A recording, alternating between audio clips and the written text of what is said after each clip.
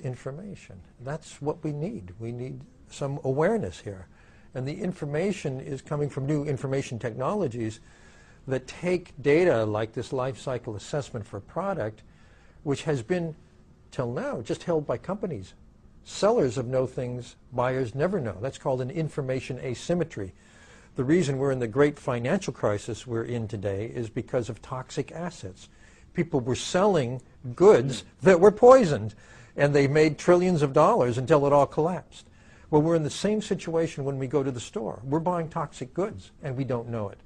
Today, though, there now are software programs. You mentioned photographing the barcode. It's getting easier than that. There's one in the States. It's called Good Guide. And Good Guide is a website. It's a free application in the iPhone. You can take it with you to the store, and you can look up any product you're going to buy. And it instantly rates it on all of its ecological impacts, environmental, health, social. And it ranks every product in a category. You can see, well, I like to buy this shampoo brand. Where does that stand?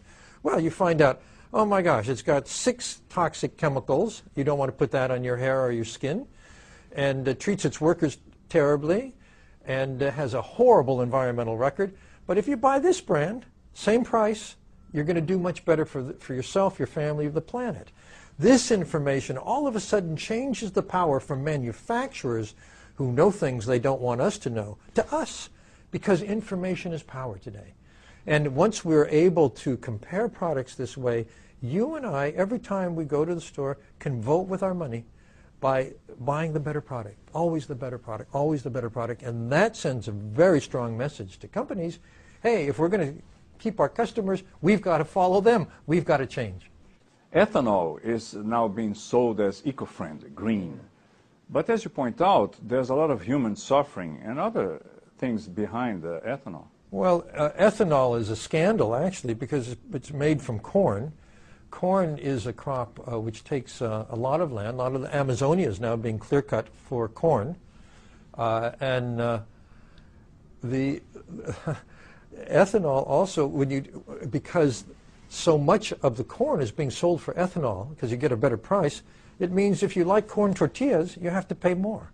If your family is used to corn-based diet, it's going to cost you. It's hurting everyone who depends on corn for food. It's hurting farmers who need it for feed and so on.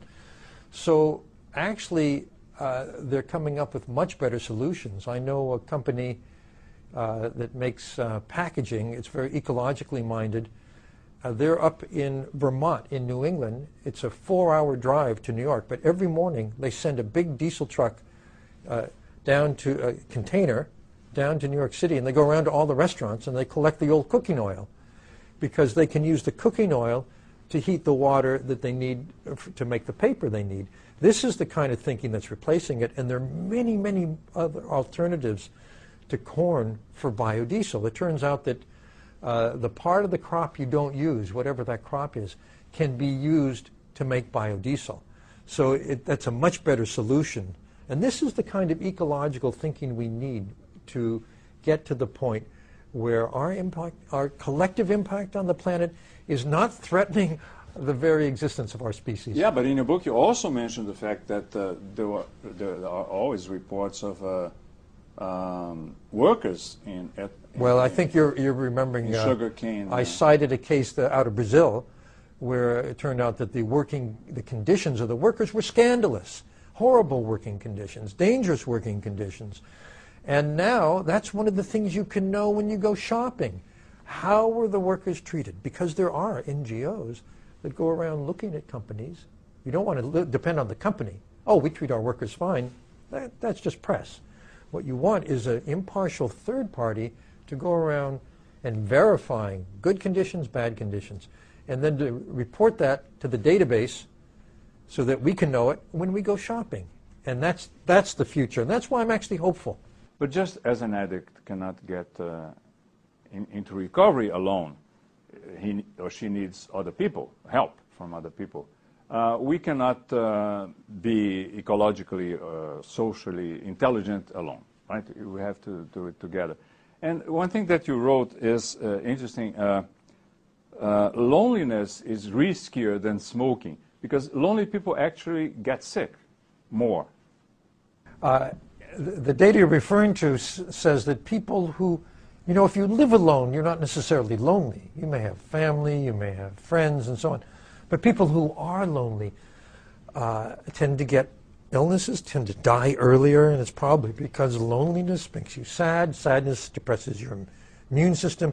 You don't take such good care. Maybe you smoke a lot, maybe you drink a lot.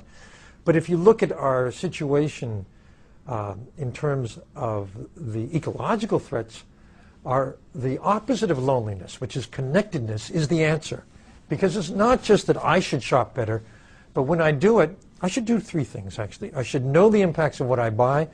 I should get the better thing. I should favor improvements. And I should tell everybody. This has to be done as a community. It has to be done by our telling, sharing what we know with everybody we care about. And they're sharing what they know with everybody they care about. And let it spread and spread and spread.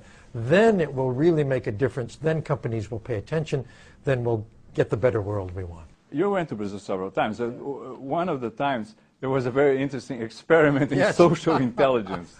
It was very embarrassing, but full disclosure, I went with my son. He was in his 20s at the time.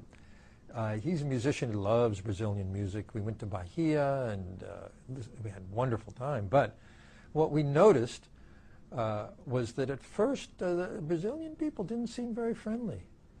But then as we stayed, day after day after day, we noticed they're getting friendlier and friendlier. Actually, that was a complete projection. It was a distortion, and it was us who were uptight Yankees coming to a very warm, wonderful country where people are very outgoing. But it was because of our own anxieties that we thought people were unfriendly. Everyone was friendly. It was as we relaxed, we were able to get the message. Thank you. George, Thank you very pleasure. much. Yes. Thank you.